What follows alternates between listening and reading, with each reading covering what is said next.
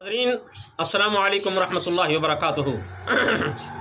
आज कल ये दर्दों की बीमारी आम है, ख़ास तौर पर जो बूढ़े बुज़ुर्ग हज़रात होते हैं या ये औरतें होती हैं, इनमें ये मर्ज़ ज़्यादा है। ये इस मर्ज़ का बहुत ज़्यादा शिकार होती हैं। किसी के पूरे जिस्म में दर्द हो रहा होता है और किसी के जोड़ों के अंदर दर्द होता है। इस सिलसिले में बड़ी बड़ी कीमती किस्म की दवाएं और हाई पोटेंसी दवाएं इनका इस्तेमाल हो रहा होता है, लेकिन इनका इस्तेमाल बेसूद होता है, बेकार होता है, कोई काम नहीं कर रही होती, बल्कि हाई पोटेंसी दवाओं से दीगर अमराज जो होती है ना, वो नफ़े में मिलना शुरू हो जाती हैं। किसी को यूरिक एसिड तोहफे में मिला और किसी को हाई ब्लड प्रेशर तोहफे में मिल गया, कि कोई कोलेस्ट्रॉल का शिकार हो गया, किसी के गुर्दे स्टेरॉइड दवाओं ने बेकार करके रख दिए।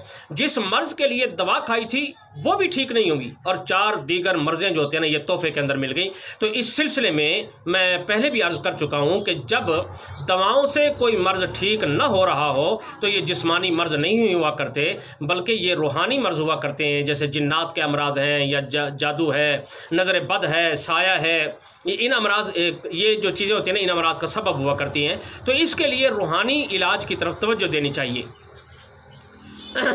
और रूहानी इंशाअल्लाह ताला रूहानी इलाज से ना मर्ज़ें ऐसी भागते नज़र आएंगी कि आप हैरान हो जाएंगे कि जहाँ दवाओं ने काम नहीं किया, वहाँ एक छोटा सा अमल है, उसने ये काम कर दिया।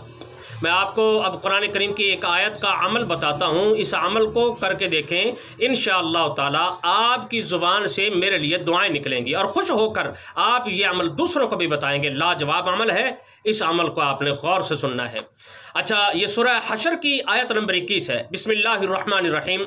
लौ अनज़लना हाज़ल क़ुरआन अला जबलिन लरअयतहु ख़ाशिअन मुतसद्दिअन मिन ख़श्यतिल्लाह व तिलकल अमसालु नज़रिबुहा लिन्नासि लअल्लहुम यतफ़क्करून। या शाफ़ी या शाफ़ी या शाफ़ी, ये या शाफ़ी जो है ना, ये 3 मरतबा है। ये याद रख लें कि ये सूरह हशर की आयत नंबर 21 है। कहीं अगर भूल जाएं तो वहाँ से देख लीजिए, कुरान करीम खोल कर देख लिया जाए। अब ऐसा करना है कि ये जो आयत है ना, इस आयत के हमने यानी या शाफ़ी समेत जो है ना 7 अदद हमने तावीज़ लिखने हैं कागज़ के अलग-अलग टुकड़ों पर ना, बमाए बिस्मिल्लाह लिखना है। अब एक टुकड़ा ये तावीज़ जो है ना, रात को इसे हमने पानी के अंदर भिगो देना है और सुबह उठकर आधा पानी पी लेना है, आधा पानी फिर शाम को पीना है। इसी तरह फिर तावीज़ का जो है ना एक टुकड़ा हमने इसी तरह पानी के अंदर भिगो कर रख लेना है और फिर वो भी इसी तरह सुबह शाम करके पीना है। ये 7 तावीज़ हैं और ये 7 तावीज़ आपने बनाने हैं और इसी तरह आपने रोज़ाना रात को ये भिगोना है और 2-2 टाइम करके ना इनको पी लेना है। और दूसरा काम आपने ये करना है कि सरसों का तेल ले लें, या बिनौले का हो या जैतून का हो या तिलों का तेल हो, यानी कोई भी तेल हो, तो उस तेल पर आपने यही आयत जो है ना, या शाफ़ी और ये या शाफ़ी वाला जो अमल है पूरा, यानी आयत और या शाफ़ी, ये भी 3 मरतबा, ये भी आपने 121 मरतबा दम करना है उस तेल के ऊपर। ये दम करके रख ले। इस तेल के भी आपने सुबह शाम मालिश करनी है। इंशाअल्लाह ताला इसका असर पहले दूसरे दिन शुरू हो जाता है और हफ्ता अशरा के दौरान ना ये शिफा मिल जाती है।